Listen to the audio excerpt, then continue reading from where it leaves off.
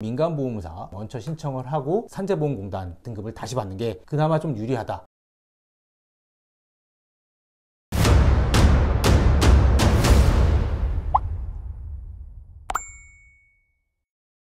안녕하세요. 보험전문기자 김승동 기자입니다. 안녕하세요. 소사모의 양민희입니다. 높은 곳에서 딱 떨어졌을 때 이게 만약 다리라고 하면 가장 충격이 받는 곳이 어딘가요? 바로 발 뒤꿈치입니다. 발 뒤꿈치를 압박골절이 되는 일들이 있습니다. 보상을 어떤 순서로 받아야 되는지에 대해서 말씀을 드리려고 합니다. 추락해서 지면에 발부터 닿게 되면은 발 뒤꿈치뼈가 골절이 되는데 이 수직 압박력이 위로 전달되면 척추 압박골절도 동반이 되기도 하거든요. 척추 압박골절은 얼마 전에 말씀을 한번 주셨죠? 네, 여기 발 뒤꿈치가 종골이에요. 네. 그리고 바로 위에 거골이 있고 종골과 거골 사이에 거골화 관절이 있어요.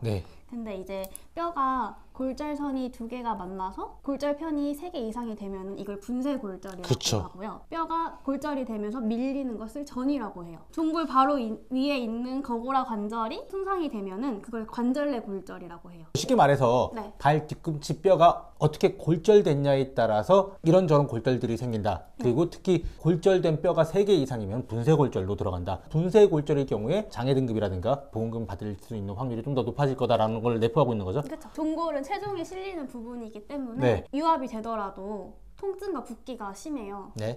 그래가지고 좀 더 후유증이 많이 남을 수 있는 부위이다. 발 뒤꿈치 뼈는 작은 뼈들이 많이 연결되어 있는데 이게 잘못 붙을 경우에는 걸을 때도 통증이 발생할 수 있다. 이럴 경우에는 연구장애나 한시장애로 들어가겠네요. 연구장애로 들어갔군요. 공사 현장이나 업무 중 사고가 발생을 하면 산재 신청을 하잖아요. 근로복지공단에 최초 요양 신청을 하게 됩니다. 그러면 이제 치료비에 해당하는 요양급여랑 휴학급여를 수령하면서 치료를 받겠죠. 그래서 이제 치료를 받다가 요양이 종결된 후라면 언제든지 산재 장애급여를 신청할 수 있는데 산재는 치료받은 병원에서 발급한 장애 소견만 인정을 하고요. 이만큼의 장애 소견이 들어갔다고 하더라도 공단 자문위가 평가를 해서 다르게 나올 수 있다는 거. 산재보험공단 자문위가 주치의가 했던 장애 소견보다 훨씬 더 안 좋게 진단을 할 가능성이 굉장히 높다라고 보면 되는 거죠. 산재 장애 등급을 보시면 한쪽 다리의 3대 관절 중 1개 관절을 제대로 못 쓰게 되는 사람, 발목의 운동각도 110도 대비 4분의 1 이하로 움직일 경우를 말하는데 이거는 8급에 해당해서 평균 임금의 495일치를 지급을 하고요.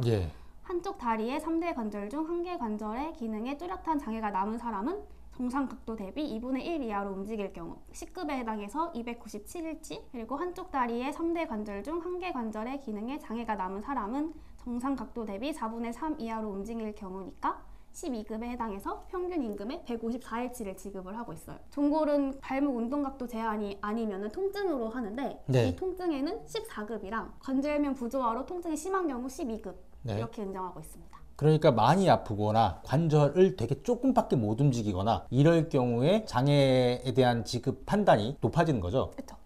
개인보험에는 통증 장애에 대한 기준이 없어요. 개인보험이라고 하면 삼성화재라든가 DB손보, 현대해상이라든가 이런 민간보험사를 말씀하시는 거죠? 거기에 이제 상해 후유장애 2005년 4월 이전의 생명보험에서는 급수에 따라서 지급을 하잖아요.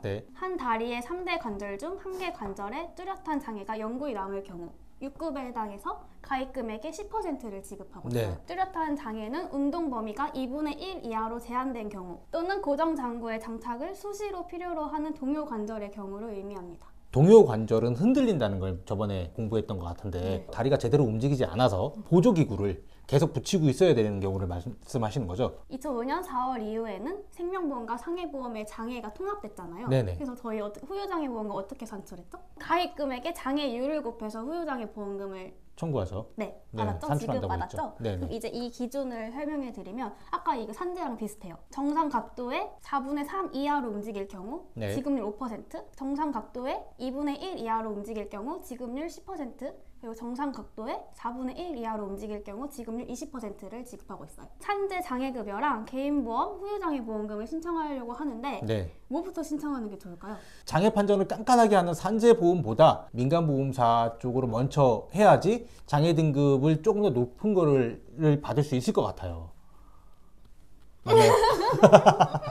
맞아. 이제 산재를 저희가 아까 각도 제한 봤잖아요. 이제 4분의 3 이하로 움직일 경우 12급에 해당했죠. 그걸 생각을 하고 자기소견서를 제출을 해서 청구를 했는데 14급이 나왔어요.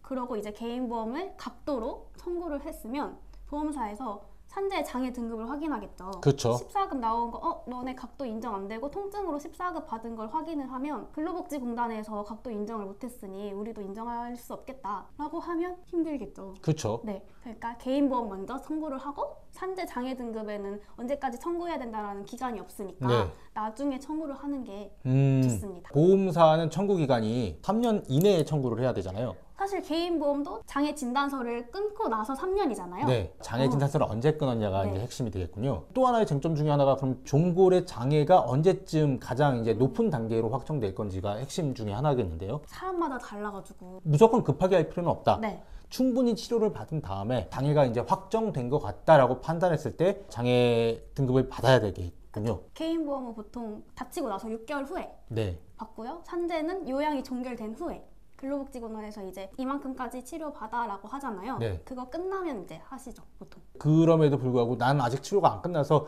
이 장애가 어디까지 될지 모르겠어라고 하면은 곧바로 할 필요는 없는 거죠. 그쵸, 치료 다 받으신 후에 하셔도 돼요.